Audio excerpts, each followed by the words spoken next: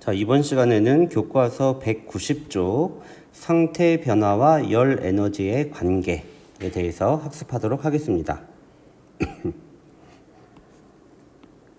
자, 상태 변화 하는 거에 대해서 우리가 앞에서 배웠죠. 그리고 근데 이런 상태 변화를 일으키려면 열이 필요한데 이 열 에너지와는 어떤 관계가 있느냐를 물어보는 건데, 여기서는 열을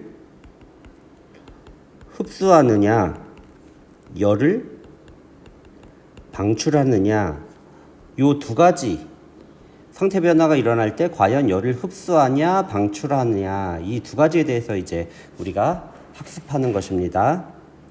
자, 학습 목표. 상태 변화와 열 에너지의 관계를 설명할 수 있다. 첫 번째, 상태 변화와 열 에너지의 관계. 두 번째, 상태 변화 과정에서 출입하는 열 에너지가 생활에 이용되는 사례를 찾고, 즉 상태 변화 과정에서 출입하는 열 에너지 상태 변화를 하면 열을 흡수하거나 방출하는데, 그 흡수하거나 방출한 그 에너지를 우리가 일상생활에서 어떻게 이용하는지, 그거를 찾고 설명할 수 있어야 된다는 것입니다. 자, 첫째 줄. 상태 변화가 일어날 때 흡수하는 열 에너지. 상태 변화가 일어날 때 흡수의 경우에 대해서 배우는 것입니다. 첫째 줄, 손바닥 위에 얼음을 올려놓으면 손이 차가워진다. 이것은 얼음이 녹으면서 손의 열 에너지를 흡수하기 때문이다. 얼음이 녹으면서, 자, 얼음이 녹는다는 것은 고체가 뭐가 되는 거죠? 액체가 되는 거죠. 고체가 액체될 때, 즉 어떤 상태 변화냐면 융해될 때 얼음이 손이 열 에너지를 흡수한다고 합니다. 열 에너지를 흡수, 즉 융해될 때는 열 에너지를 흡수. 이처럼 고체에서 액체로 상태가 변할 때에는 열 에너지를 흡수하는데 이를 융해열이라고 한다. 고체에서 액체로 상태가 변할 때에는 열 에너지를 흡수하는데 이거를 융해열, 여기 보면 이제 융해죠. 고체가 액체되는 거. 융해될 때의 열 에너지라 융해열이라고 합니다. 그래서 융해열은 흡수하는 에너지입니다. 다음, 운동 후 땀이 마를 때 시원함을 느끼는 것도 땀에 포함된 수분이 기화할 때. 두 번째로는 수분이 기화할 때. 여기서 수분은 기체죠. 수분, 물이니까 얘는 액체입니다. 액체가 기체로 되는, 즉 기화될 때는 우리 몸의 열 에너지를 흡수합니다. 우리 몸의 열을 흡수해서 이 땀이 우리 몸의 열을 흡수해서 날아가요. 그래서 우리 몸은 열을 빼앗기기 때문에 시원하게 느끼는 거거든요. 이처럼 액체에서 기체로 상태가 변할 때 물질이 흡수하는 열 에너지를 기화열이라고 한다. 왜? 기화할 때의 열이니까. 즉 흡수하는 겁니다. 다음, 융해와 기화뿐만 아니라 고체가 기체로 승화할 때. 세 번째, 고체가 기체로 승화할 때, 이때도 열 에너지를 흡수하는데 이거를 승화열이라고 한다. 자, 결론. 물질이 융해, 기화, 고체에서 기체로 승화할 때에는 주변에서 열 에너지를 흡수하므로 주변의 온도가 낮아진다. 융해, 기화, 고체에서 기체로 승화할 때 주변에서 열 에너지를 흡수하므로 주변의 온도가 낮아진다. 열을 빼앗기니까. 그래서 우리가 주사 맞을 때 알코올 바르죠. 알코올솜을 바르면 우리 시원하죠. 왜 그러냐면 우리 몸에 이제 알코올을 바르면 알코올이 액체인데 이 알코올이 날아가면서 우리 몸의 온도를 빼앗아 가는 거예요. 그래서 시원하게 느끼는 거예요. 그런 이치라고 생각하면 됩니다. 그래서 이 밑에 이제 그림을 보면 융해열, 기화열, 승화열, 융해열, 기화열, 승화열, 이 모든 이 세 가지의 열은 이제 흡수를 하면서 상태 변화가 일어나는 거예요. 흡수하는 상태 변화, 에너지를 흡수하는 상태 변화 세 가지가 있었죠. 첫 번째 융해열, 두 번째 기화열, 세 번째 승화열. 근데 여기서 이제 조심할 것은 승화열은 고체에서 기체로 가는 승화를 말합니다. 기체에서 고체로 가는 것도 승화가 있죠. 근데 여기에서는 고체에서 기체로 가는 승화에 해당한다. 자, 다음 페이지. 여름철 야외에 나갈 때 아이스박스에 얼음과 음료수를 함께 넣으면 음료수는 차가운 상태로 오래 보관할 수 있다. 이것은 얼음이 융해할 때 주변의 열에너지를 흡수하여 아이스박스 안의 온도를 낮추기 때문이다. 자, 우리 경험이 많이 있을 겁니다. 아이스박스에 얼음과 음료수를 함께 넣는 것. 그러면 음료수가 시원하게 유지가 돼요. 왜? 얼음이 녹으면서 주변의 열에너지를 흡수하니까 아이스박스 안이 시원한 거를 유지해 주는 거예요.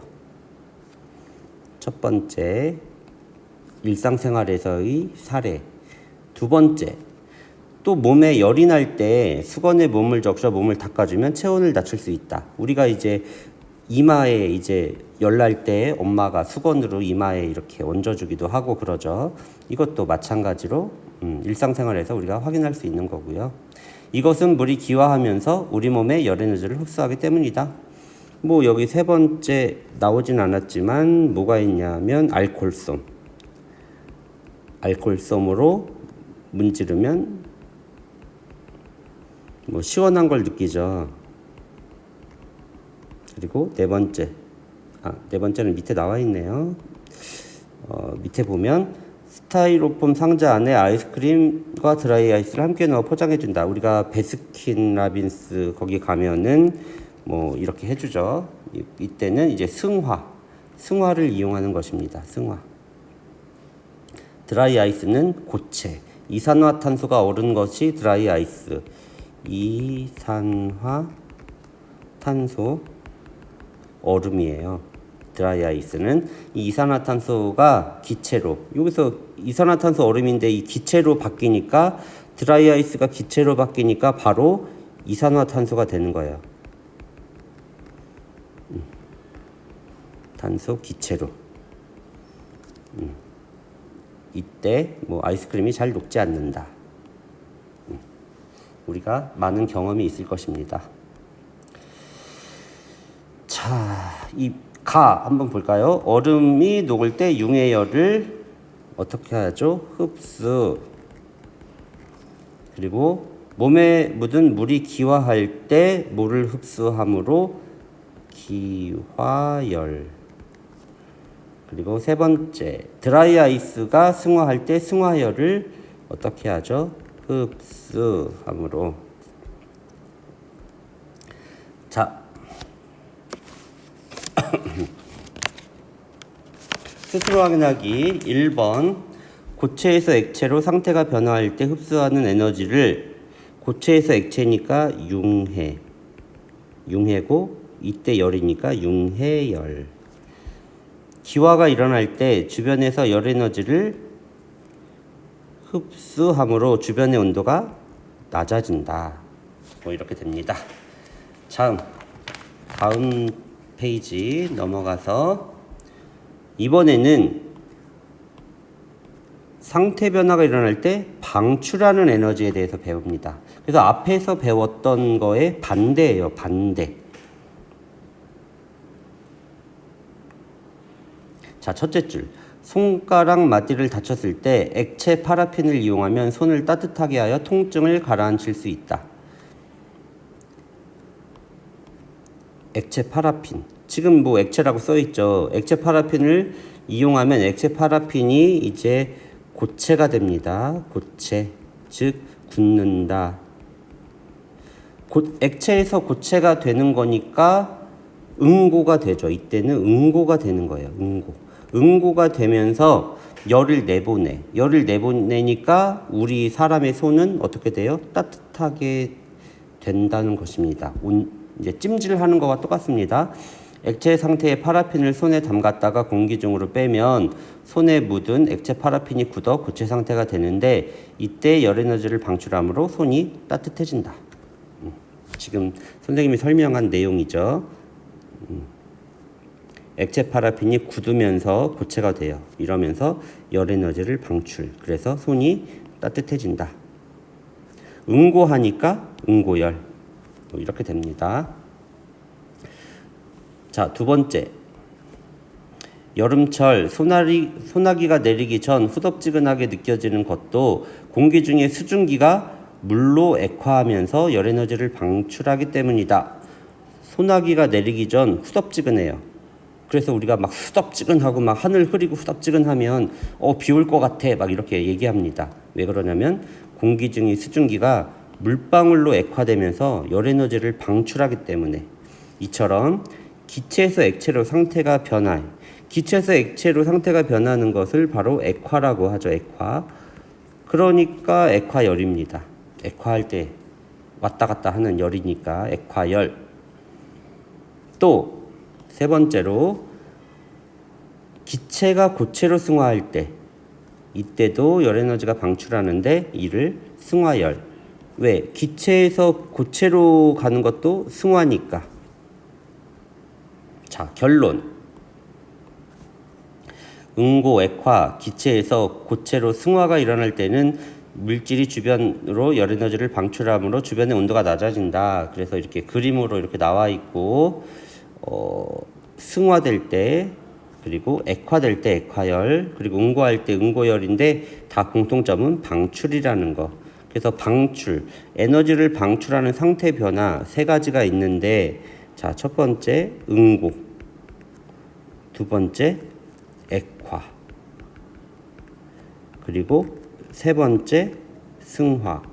자, 앞에서도 말했지만 승화는 두 가지죠. 근데 방출하는 상태 변화는 어떨 때 방출을 하느냐? 기체에서 고체로 될 때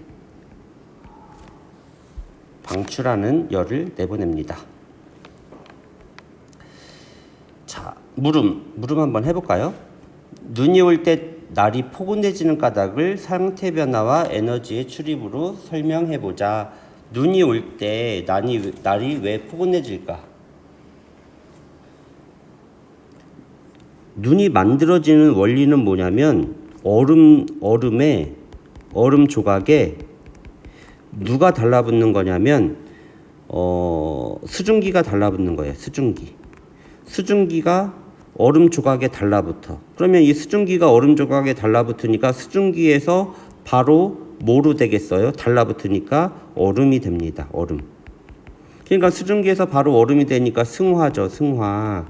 즉 뭐에서 뭐로 가는 승화냐면 기체에서 고체로 가는 승화입니다. 그래서 기체에서 고체로 가는 승화이기 때문에 열을 방출할까요? 흡수할까요? 방출합니다. 승화열, 방출. 그래서 눈이 오는 날은 우리가 열을 방출하니까 날씨가 따뜻하게 느끼는 것입니다.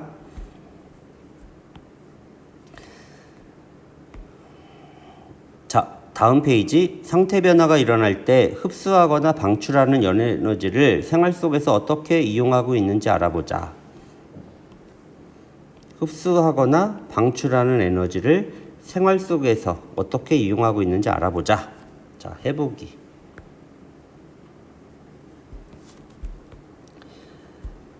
자, 날씨가 추워지면 오렌지가 어는 것을 막기 위해 오렌지 나무에 물을 뿌린답니다. 왜 물을 뿌리면 오렌지가 어는 것을 막아줄까요? 그리고 스팀 난방기에는 물을 끓여 만든 수증기를 이용하여 실내를 따뜻하게 한다. 왜 수증기를 내보낼까요? 그리고 마찬가지로 에어컨, 액체 상태의 냉매를 이용하여 실내를 시원하게 한답니다. 자, 이런 거를 상태가 변할 때 출입하는 열 에너지로 설명해 보자. 세 가지 다 하기는 여러분들이 칸도 적고 힘드니까 셋 중에서 한 가지를 골라서 여기다가 여러분들이 한번 해보기 바랍니다. 자, 스스로 확인하기. 기체에서 액체로 상태가 변할 때 방출하는 열 에너지. 기체에서 액체로 가니까 뭐죠? 액화죠, 액화. 액화될 때 열이니까 액화열 이렇게 되고, 2번 액체 파라핀이 굳어서 고체가 돼요. 액체가 고체로 되니까 응고죠, 응고. 이때 열이니까 응고열 이렇게 됩니다. 자, 이것으로 우리가 3단원 상태 변화와 열 에너지의 관계에 대한 학습을 마치도록 하겠습니다.